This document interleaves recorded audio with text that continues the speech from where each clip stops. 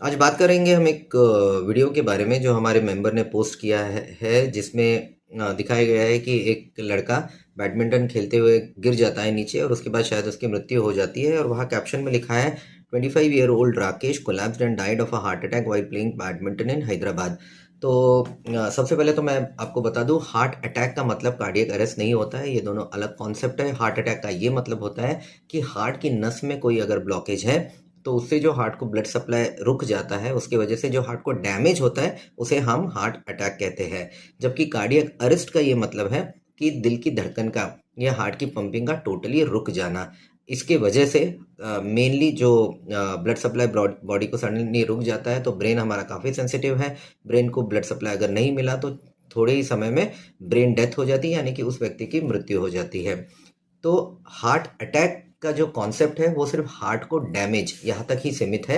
उसकी वजह से डेथ हो भी सकती है और नहीं भी हो सकती है। अगर हार्ट अटैक में हार्ट का बहुत मेजर पार्ट डैमेज हो गया है तो ऐसे इसमें उस व्यक्ति को तुरंत ही कार्डियक अरेस्ट होकर उस व्यक्ति की मृत्यु हो सकती है। लेकिन अगर छोटा पार्ट डैमेज है तो ऐसे उसमें उस व्यक्ति की मृत्यु नहीं होती है। तो इस तरह से हार्ट अटैक और कार्डियक अरेस्ट ये दो अलग कॉन्सेप्ट है। हार्ट अटैक की वजह से कार्डियक अरेस्ट हो भी सकता है और नहीं भी हो सकता है। उसी तरह कार्डियक अरेस्ट यानी कि हार्ट का रुक जाना, इसके हार्ट अटैक के अलावा दूसरे भी कारण हो सकते हैं। फॉर एग्जांपल, अगर हार्ट की मसल की बीमारी है, जैसे कि हाइपरट्रोफिक कार्डियोमायोपैथी या राइट वेंट्रिकुलर अरिथमोजेनिक कार्डियोमायोपैथी या हार्ट के इलेक्ट्रिकल जो कंडक्शन सिस्टम है उसकी बीमारी है, जिसकी वजह से हार्ट बीट सडनली फास्ट या बहुत ज़्यादा स्लो हो जाए, तो इन कारणों से भी हार्ट की जो बीटिंग है सडनली रुक सकती है, कार्डियक अरेस्ट होकर उस व्यक्ति की मृत्यु हो सकती है। तो इस तरह से हार्ट अटैक और कार्डियक अरेस्ट ये दो अलग कॉन्सेप्ट है।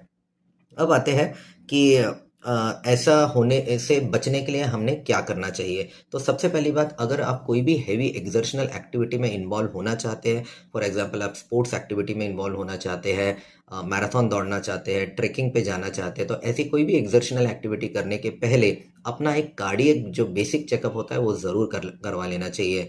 जिसमें एक ईसीजी हो सकता है, एक 2D एको हो सकता है। आपके कार्डियोलॉजिस्ट को लगे तो इसमें वो एक ट्रेडमिल टेस्ट भी ऐड कर सकते हैं। तो एक बेसिक आपका कार्डियक हेल्थ चेकअप हो जाना चाहिए।